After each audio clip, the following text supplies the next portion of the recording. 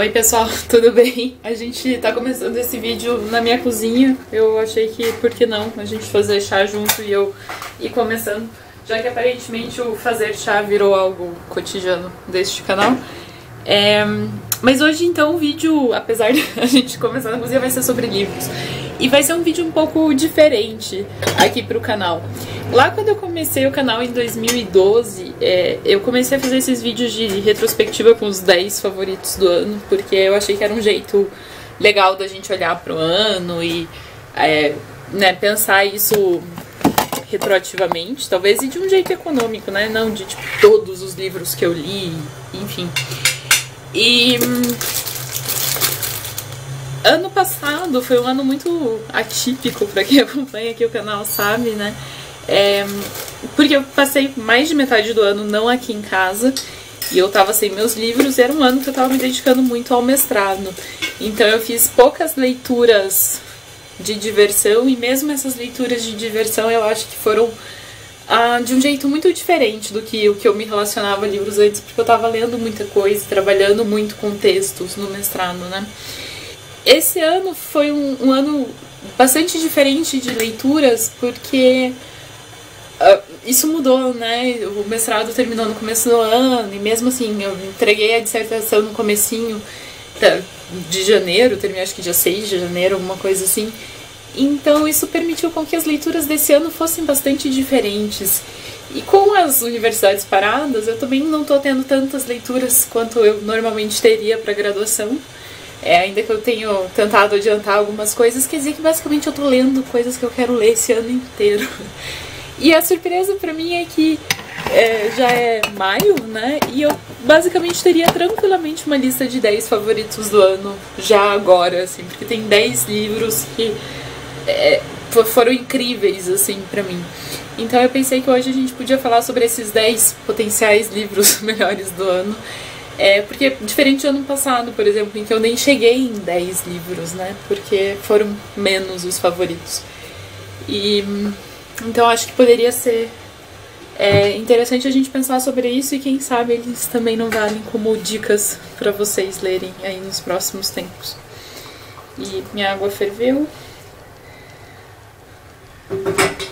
E é isso, vamos lá.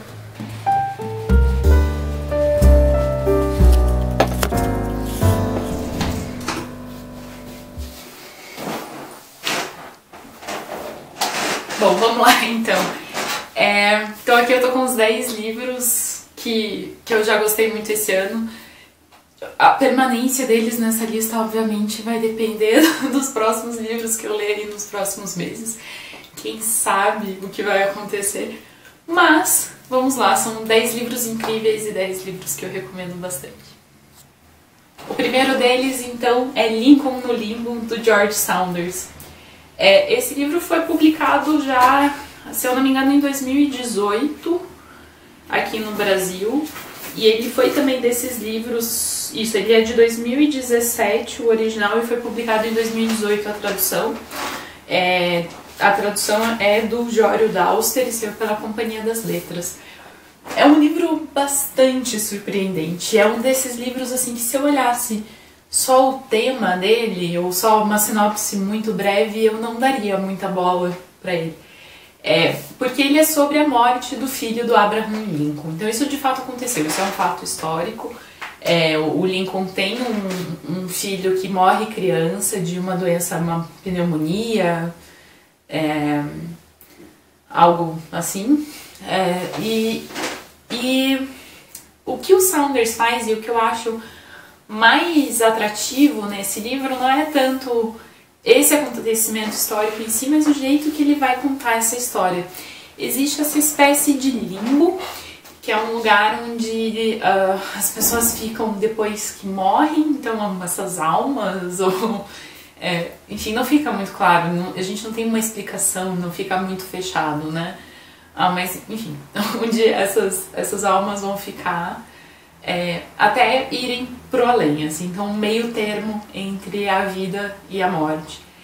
E a gente tem, então, várias pessoas se comunicando nesse espaço que é semelhante a um cemitério, que remete a um cemitério, E vai ter muito a ver com o tempo, então a gente tem várias vozes se confundindo, a gente tem esse relato que parece um pouco uma peça de teatro, com frases e os autores, né, os personagens, e a gente não tem em nenhum momento uma voz de um narrador que está explicando ou narrando ou descrevendo as coisas pra gente. Então a gente tem esse acúmulo de vozes para tentar, às vezes, alguns dos personagens vai narrar o que está acontecendo ou descrever o que está acontecendo, mas mesmo assim de um jeito não tão direto, não tão óbvio, né? Mas daquele jeito de, nossa, mas o que ele está fazendo aqui? Então a gente entende que tem alguém ali, por exemplo. E o que é bem interessante, porque a gente vai ter também o próprio Lincoln lidando com essa morte do filho, o filho entendendo que morreu, então todo esse sentimento pós-morte. A gente vai ter um pouco da política dos Estados Unidos, das mudanças, das questões sociais dos Estados Unidos nesse período, apesar disso não ser tanto foco. E é muito legal como o autor também vai mesclar essas frases fictícias que ele cria com frases históricas, frases de documentos, de jornalistas, de coisas da época que relatam essa morte. Então é muito interessante, eu acho que é um livro que me chama a atenção principalmente em termos de como contar a história mais do que a história em si. O próximo livro, então, é o Lenny, do Max Porter.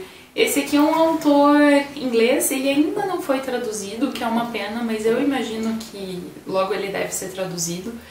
E é um livro lindo, lindo, lindo. Também tem um pouco a ver com como contar a história, mas tem a ver com a narrativa também. E também tem a ver com como montar o personagem entendendo o que aconteceu com ele e montando as narrativas da sua própria existência. Vago, eu sei. A gente tem numa primeira parte uma conexão bastante forte com um ser imaginário, um ser mitológico, que está ali envolvido na vida de uma cidadezinha pequena. E a gente tem essa família que não se encaixa completamente na vida dessa cidadezinha, nessa rotina, nesse sistema. E uma criança muito fofa, assim, o personagem ideal, sabe? Aquela criança que não existe, mas que é incrivelmente fofa, inteligente e etc. Então a gente se apaixona muito por esse personagem e de repente ele vai sumir. E vai ter como ele vai narrar essa experiência depois, né, do acontecido, assim. Então é um livro muito sobre como as narrativas são importantes pra gente num nível individual, no sentido não só as narrativas que a gente lê, mas as narrativas, o jeito que a gente vai narrar as nossas memórias, né? Nesse sentido que eu devo deixar na minha roupa. Enfim, acontece. Então ele tem essa questão um pouco de conto de fadas, um pouco de sobrenatural, mas tem bastante a ver com o mundo real. Existe um cuidado dele de alinhar essas coisas, existe um cuidado em termos de ele nem explica demais o que está acontecendo, ele não dá essas soluções, continua essa existência aberta, mas ao mesmo tempo fica encaixadinho, não fica estranho, não fica absurdo assim demais. Eu gosto bastante. E em termos de escrita ele vai ter umas coisas muito legais, que são os aspectos gráficos do livro mesmo, que representam jeitos diferentes de discurso, jeitos diferentes de pensar a fala e tal. Esse é o primeiro livro que eu leio dele, mas eu tô com bastante vontade de ler. Ele tem um outro livro antes que também costuma ser bastante elogiado. Eu tô bem curiosa, porque eu achei ele muito sutil, assim. Dito tudo isso, foi um livro muito difícil no começo, assim, foi aquele tipo de livro que eu li, eu acho que o começo umas 3 vezes pra realmente engatar e me situar mais ou menos na narrativa. Ele te desloca um pouco enquanto leitor, mas vale muito a pena. E difícil, assim, não é que seja um livro intrinsecamente difícil, eu acho que talvez a minha dificuldade maior foi de entender a descrição e de fazer esse pacto ficcional e de suspender as minhas descrenças e entrar nisso, assim, né? É não difícil de linguagem ou algo assim. Então ele exige um pouco esse movimento do leitor. E assim como o Lincoln no Limbo, ele também tem um pouco essa estrutura de personagem, abre, fala e tal. Então é curioso, né? Mas é uma semelhança e é um jeito que eu tenho achado bem interessante para ouvir e contar histórias. Bom, depois disso temos um pouco de não ficção, é o Ela Disse, da Jodi Kantor e da Megan Twohey. Esse livro foi publicado pela Companhia das Letras e ele tem tradução de uma galera. Débora Landsberg, Denise Botman, Isamara Lando e Júlia Romeu. É um livro muito legal, não sei se é porque eu sou jornalista que eu acho esse livro tão bom quanto eu achei, ou se teria um interesse em geral, vocês podem me avisar nos comentários, mas eu achei sensacional. A Jodi e a Megan, são duas jornalistas que são as jornalistas que investigam as histórias do Harvey Weinstein. Ao mesmo tempo, elas fizeram isso para o New York Times, né? Elas são repórteres investigativas do New York Times. O Raymond Farrell fez mais ou menos ao mesmo tempo e publicou mais ou menos ao mesmo tempo um texto sobre isso também.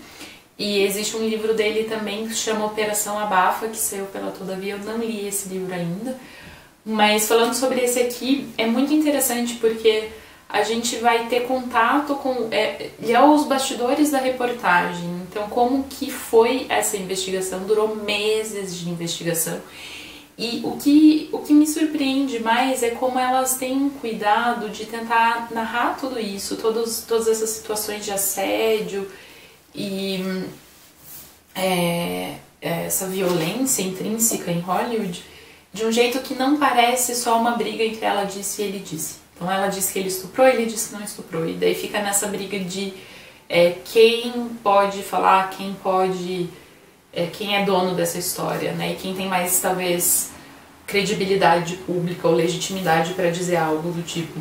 E elas têm um cuidado muito grande de dar fontes diversas, de criar um jeito com documentos, com provas, que não seja só uma questão de ela disse, ele disse, mas que tenha mais além disso, assim. Pra mim foi incrível ver o cuidado que elas tiveram ao lidar com o material, lidar com as fontes, lidar com a situação, lidar com o produto final, assim. Eu acho que é uma prova de que um jornalismo bastante ético ainda é possível, como ter cuidado com as histórias que a gente está contando, assim. Então é um livro incrível e eu recomendo demais. Bom, depois disso a gente permanece no assunto de mídia, ainda que a gente vá agora um pouco para ficção. Esse aqui é o A Honra Perdida de Katharina Blum, do Heinrich Böll. Eu tô aprendendo mais sobre o Böll nos últimos tempos e eu tenho achado ele uma figura muito, muito interessante, assim. Mas esse aqui, por enquanto, é o único livro mesmo que eu li dele. Ele é um escritor alemão, o livro é de 74, um livro bastante curto, que foi publicado pela Carambaia, tradução da Cibele Paulino. E é um livro sobre mídia e crimes de honra. Tudo acontece quando a polícia chama a Katharina Blum para uma investigação. Ela vai ser testemunha de um caso, porque ela passou uma noite com um cara que ele é acusado de alguns crimes. Então ele está sendo procurado pela polícia e tal. Então ele é acusado, ele ainda não foi condenado, não foi sentenciado nem nada.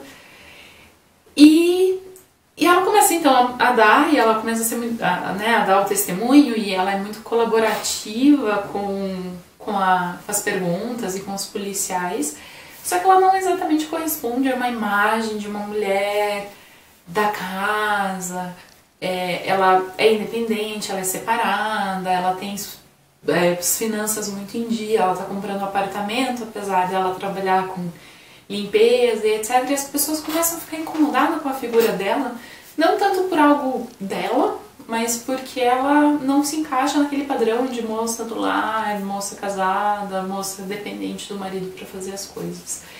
E isso começa a levantar algumas suspeitas e a coisa começa a se desenrolar a partir disso, assim.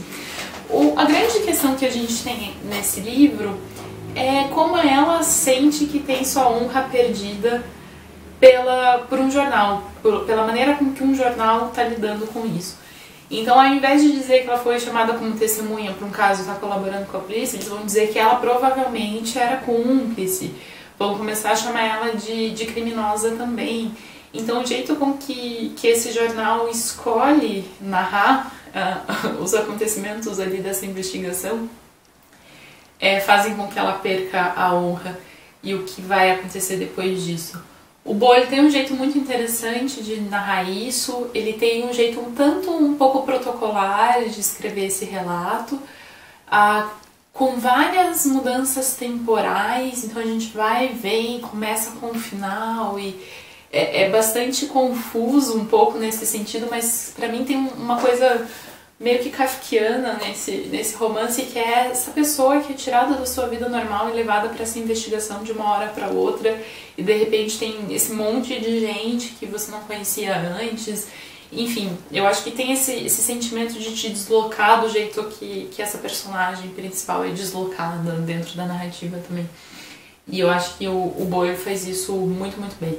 O Boyle é um escritor que ganhou o prêmio Nobel, né? E esse aqui é um livro muito interessante dele, muito interessante hoje pra gente pensar em fake news, pensar em como a mídia manipula certas mídias manipulam certos discursos, e como a gente consegue ter uma leitura mais crítica disso também. Então, um livro bem importante, eu diria.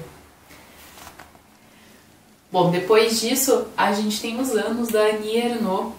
Eu ouso dizer que esse é um dos meus favoritos de todos esses. É um livro incrível, assim. Ele foi publicado pela editora Três Estrelas, tradução da Marília Garcia, foi publicado acho que em 2019. E inicialmente o ano de publicação do original foi 2008. Esse é um livro muito bonito. Aliás, gente, eu já escrevi um texto sobre esse livro e eu já escrevi também um texto sobre O A Honra Perdida de Catarina Blum, no pós-fácil, vou deixar os links ali embaixo. Mas voltando então para Os Anos, ele é um livro muito interessante porque ele vai narrar as mudanças sociais, políticas, comportamentais da França depois da Segunda Guerra Mundial até os dias mais contemporâneos.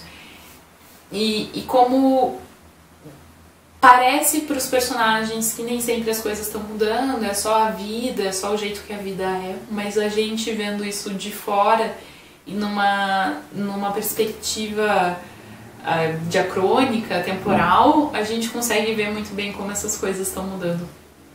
Então a gente tem um personagem meio indeterminado, meio coletivo de uma família que se encontra aos domingos e logo inicialmente no momento pós-guerra se fala muito sobre a guerra e se pensa muito ainda sobre isso e se vive, né, as consequências disso, a escassez de comida, ainda tem todo esse simbolismo muito forte, até que isso começa a deixar de ser um tema frequente e as crianças já não estão mais ali porque estão estudando, estão viajando, estão não sei o quê. E o tempo vai mudando, então a gente tem os presidentes mudando, as conversas políticas no almoço, o que as pessoas estão tirando de tudo isso. Então ele é um livro muito interessante em termos de formato. Eu não sei se eu consegui explicar também, eu posso ler talvez um trechinho para vocês. Ele é aquele tipo de livro que faz mais sentido quando a gente lê inteiro, eu acho, mas um trechinho. As pessoas acreditavam ter uma vida cada vez melhor graças às coisas que tinham. De acordo com as possibilidades de cada um, trocavam o forno a carvão por um fogão a gás, a mesa de madeira forrada com uma toalha protetora por uma com tampo de fórmica, o carro de potência de 4 cavalos por um Dauphine, substituíam um barbeador mecânico e um ferro de passar por seus equivalentes elétricos, os utensílios de metal pelos mesmos de plástico. E assim vai indo. Então ela vai indicando essas mudanças que tem nos hábitos de consumo, nos hábitos sociais, em como se encara o amor e as relações amorosas e as relações familiares. Então como tudo isso está alinhado com as mudanças políticas, econômicas, como existe esse diálogo nessa vida, e é muito interessante. Eu acho assim, que se for para sair desse vídeo e ler um livro, é esse daqui que vocês têm que ler. E é um livro muito legal pra gente pensar onde a gente chegou, pra gente ver a nossa situação de um jeito crítico também, onde a gente chegou e por que a gente chegou aqui e o que a gente tem que fazer pra mudar a situação. Então é um livro que me marcou bastante também. Bom, depois disso, então, também um livro difícil, eu diria, que é o Talvez Esteve, da Katia Petrovskaya. A tradução é do Sérgio Telaroy, saiu pela Companhia das Letras. O livro é de 2014 e aqui no Brasil foi publicado em 2019. E é um livro difícil porque a gente vai voltar para temas difíceis, que é o Holocausto, a Segunda Guerra Mundial, o nazismo, etc. A Katia Petrovskaya é uma autora que nasceu em Kiev, a atual Ucrânia, na época União Soviética, mas ela já mora na Alemanha e escreveu esse livro em alemão. E esse livro é uma busca dela da origem da família dela, no fim. Como ela nasceu em Kiev, existe muito uma influência comunista no sentido de o que o partido permitia ou não permitia, como era a vida nesse tempo, e o fato de que eles não tinham tanto contato com outros membros da família que estavam em outros países, ou não tinham muito acesso a registros, a materiais, a coisas sobre essa família antes disso. E ela começa a se perguntar e começa a pesquisar. A família dela é uma família judaica, e ela começou a descobrir então o que foi acontecendo com outros membros que não conseguiram fugir na época do nazismo. Então a bisavó dela, por exemplo, que falece num ataque terrível e medonho que aconteceu no Kiev. Então a gente tem toda essa história sendo recuperada, e é uma história de muito apagamento, assim, é uma história que constantemente encontra obstáculos de descobrir porque esse passado foi apagado. Então é muito não só sobre como esses regimes totalitários desse período, o nazismo principalmente, mas outros países também estavam envolvidos nisso, não só como eles de fato mataram essas pessoas, mas como eles também tentam apagar a ideia de passado para quem ficou vivo. Uma história que me chamou muito a atenção, que ela conta, ela vai em uma das cidades para fazer pesquisa e tal, e uma coisa que ela descobre é que o calçamento dessa cidade é todo feito com lápides do cemitério judaico que foi destruído. E daí eles cortaram e viraram as partes que tinham os escritos, os epitáfios e tal, para baixo, para as pessoas não se tocarem que elas estavam andando, na realidade, em cima de lápides de cemitério. E em determinado momento eles fizeram uma reforma, precisaram tirar as pedras para trocar o encanamento, alguma coisa assim. E na hora de colocar, várias ficaram viradas. Então, assim, você anda pela cidade e tem várias esses pedacinhos de lápide na calçada, assim. Então é muito louco ver o que aconteceu, assim, com essas pessoas, com esse passado, com essa memória. E é um pouco ela tentando descobrir o passado da família dela e lidando com o fato dessas sociedades terem lidado com isso desse jeito, assim. É um livro bastante impressionante, bastante bem escrito, bastante... ela é muito... eu diria que ela é muito lúcida no jeito que ela escreve, assim. Porque deve ser devastador experienciar o que ela está vivendo. E eu acho que ela fala sobre isso, mas ela fala sobre isso de um jeito quase... eu não diria teórico, mas um jeito... enfim, ela realmente tem um jeito bom de narrar isso pra gente que não é dramático ou trágico demais. Ela consegue refletir, ela consegue racionalizar esses sentimentos, o que é uma coisa muito interessante. E, enfim, também é um livro que eu recomendo muitíssimo, muitíssimo. Foi uma surpresa. Eu achei que eu ia gostar do livro, mas o jeito que eu gostei do livro foi uma surpresa bastante grande. Outra coisa que eu gosto bastante desse livro é como ela consegue aliar muito bem essa história, que por um lado é bastante individual da família dela, bastante pessoal, com uma história mais coletiva e mais ampla da história e das questões políticas que aconteceram na Europa desse período. Caso vocês não tenham visto ainda, eu comecei a fazer uma série de vídeos para o Goethe Institute lá no canal deles sobre literatura de língua alemã. Eu falei um pouquinho sobre esse livro lá já, então eu vou deixar o vídeo ali embaixo caso você queira saber mais. Outro livro, então, que também tem a ver com essa questão de busca por origens, é o Tornar-se Palestina, da Lina Meruane. A Lina Meruane é uma escritora que nasceu no Chile, já mora nos Estados Unidos há algum tempo, e nesse livro ela vai explorar um pouco mais a origem dela palestina e como é lidar e crescer e conviver com isso. Então a família dela saiu da Palestina para ir para o Chile, ela nasceu no Chile, mas ela sempre tem essa coisa do você é palestina, a gente veio da Palestina, nosso avô ainda tem uma casa na Palestina, coisas assim. E como é pra ela, então, é pensar nisso. Uma coisa eu acho que acontece com mais frequência é como você pensar nessa sua identidade potencial ou implícita quando a sua família migrou, né? Então, quando você nasce num país, foi criado num país, fala a língua daquele país, mas existe essa sombra de somos palestinos, no caso dela, mas essa sombra de somos alguma coisa, temos uma origem em outro lugar.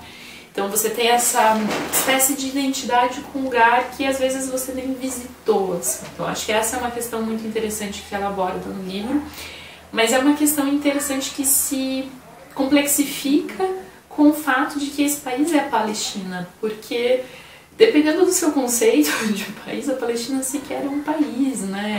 É um lugar quase que abstrato, assim, é um lugar tão problemático nessas categorias tradicionais, né?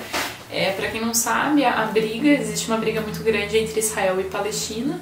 Depois da Segunda Guerra Mundial, houve a convenção do espaço naquela região que seria Palestina e o espaço que seria Israel.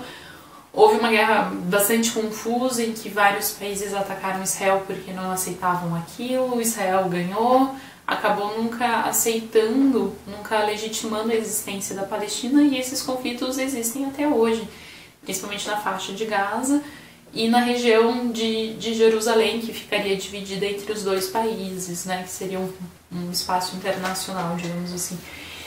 E esses conflitos existem até hoje, e existe um apagamento constante que Israel tenta fazer de tomar esses espaços que supostamente são palestinos, e existe a maneira com que a comunidade palestina tenta se reafirmar nesses espaços. Então não é assim exatamente que ela consegue chegar lá e entrar na Palestina. Ninguém entra na faixa de Gaza, existem problemas imensos. E até instituições tipo a ONU ou a Cruz Vermelha ou coisas assim vão ter problemas para chegar na faixa de Gaza. Então, como é para ela ir para a Palestina pela primeira vez, experienciar essa situação de dor que foi o que fez os antepassados dela saírem de lá, inclusive, como é para ela lidar com isso, essa identidade com um lugar tão fragmentado. A gente tem, então, na primeira parte, essa narrativa dessa experiência dela, essa situação, e na segunda parte a gente vai ter um texto em que ela vai refletir mais, talvez teoricamente, sobre isso, de um jeito assim mais afastado um pouco. E é um livro muito, muito interessante pra gente pensar. Eu acho que no mundo em que as pessoas migram cada vez mais, não sei se necessariamente cada vez mais, mas num mundo em que as pessoas migram muito e que existem várias questões como a crise dos refugiados e tal, é um livro interessante pra gente pensar um pouco essas relações também, assim. E gostei muito de descobrir esse lado da Lina Meruane. Eu acho que dela é o livro que mais gosto, disparado, e era uma autora assim que eu achava interessante nas outras coisas, mas nunca tinha me apaixonado loucamente por ela, e esse livro, assim, agora eu entendi ela, sabe? Agora eu entendi por que a gente lê Lina Meruane. Bom, esse outro livro foi meio que uma surpresa pra mim. Esse aqui é O Vestido Azul, da Doris Dury. Também é um livro que apareceu lá no meu vídeo pro Goethe Institute. Inclusive vai ter um vídeo só sobre ele lá no Goethe Institute logo. Quando tiver publicado eu deixo o link ali embaixo. Mas olhem lá o canal, fiquem de olho. E eu digo que esse aqui é uma surpresa porque é um livro que eu tenho aqui em casa faz anos e eu nunca tinha lido, e foi um livro muito gostoso de ler. Eu não quero falar ainda tanto sobre ele aqui, pra vocês irem lá ver o vídeo quando ele for publicado, mas a tradução é da Cláudia Belin, que saiu pela editora Globo, já tem alguns anos.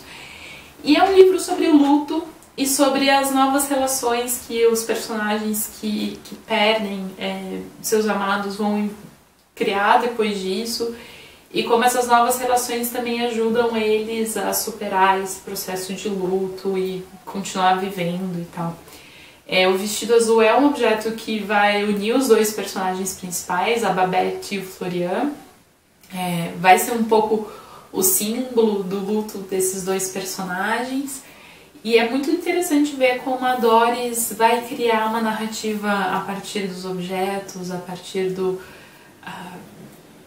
da descrição e tal. É um livro muito bonito nesse sentido de diálogo entre imagens e sentimentos, enfim. Então, caso vocês tenham ficado interessados, fiquem de olho que semana que vem, na sexta-feira, vai ter um vídeo sobre ele lá no GetTube. Bom, esse aqui é um livro da mesma coleção que o livro da Meruane, esse aqui é o Viver Entre Línguas, da Silvia Molloy. A coleção, inclusive, se chama Nós Outras, que está sendo publicada pela Relicário. Esse aqui, inclusive, foi o primeiro que saiu. Ele tem tradução da Júlia Tomazini e da Mariana Sanches. É um livro mais curto e talvez um pouco mais singelo que o da Meruane. Eu acho que a Meruane tem um tema muito forte, né?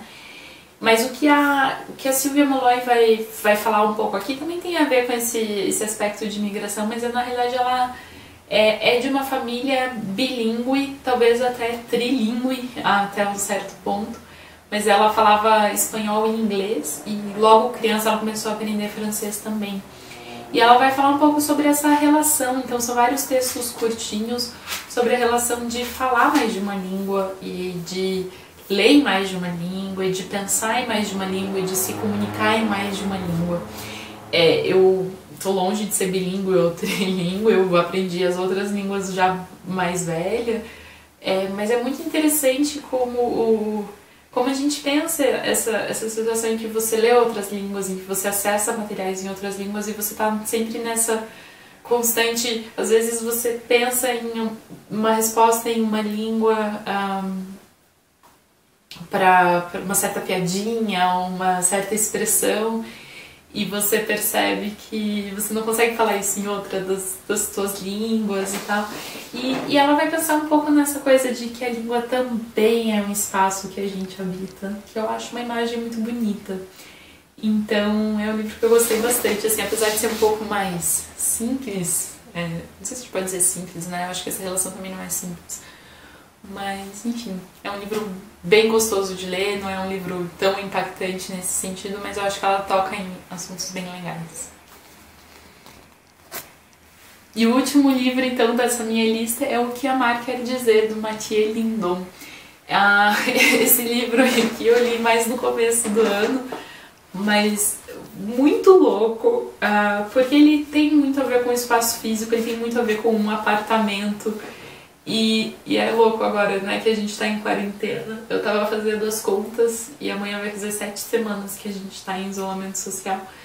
E... enfim... o Mathieu Lindon, então, é francês e ele teve uma amizade com o Foucault. Quando o Lindon era bastante jovem ainda, o Foucault já era o Foucault, já era, né, quem ele era. E o Lindon ficou várias vezes na casa do Foucault, na época que o Foucault viajava, e ele chamava então essas pessoas que ele conhecia meio que para ficarem na casa dele, cuidando da casa dele, regando as plantas e etc. Então é meio que uma vida dupla desse apartamento, assim, porque o apartamento era tanto do Foucault quanto do Lindon, e como o Lindon vai se apropriar desse espaço e vai se tornar uma espécie de casa para ele também, assim. É muito legal e tive uma conexão afetiva bem forte com esse livro, porque quando eu fiquei bastante tempo fora no passado, uma amiga ficou morando aqui em casa, então isso aconteceu um pouco no apartamento aqui também. E eu acho um pouco essa ideia legal, assim. E é muito sobre essa relação que a gente tem com a nossa casa e os diferentes usos que a gente pode dar a um espaço físico. Então eu acho que ele também tem a ver com esse período de quarentena, de ficar em casa, assim, nesse sentido. E é um livro muito bonito, porque o Lindon é meio piazão ainda nessa época. E muito do desenvolvimento dele de pensar o que amar quer dizer, o que é amar e de criar essas relações, muito disso vai acontecer nesse apartamento. Então, para ele, existe uma conexão afetiva muito forte com esse espaço. E o Foucault não estava lá, assim, o Foucault era um amigo dele, mas o Foucault não faz parte dessa descoberta em si. O que é muito interessante, também é um livro que eu gostei bastante. Bom, pessoal, é isso. Então essas são as minhas 10 leituras favoritas do ano até o mês de maio. Nem acabou maio ainda, enfim. Mas tem sido um ano bem legal de leituras. E espero que vocês gostem, espero que talvez inspire alguém a fazer leituras aí. E caso vocês já tenham lido alguma dessas coisas, me avisa o que vocês acharam. E é isso, pessoal. Espero que vocês estejam bem. Fiquem em casa o máximo possível. E até o próximo vídeo. Tchau, tchau.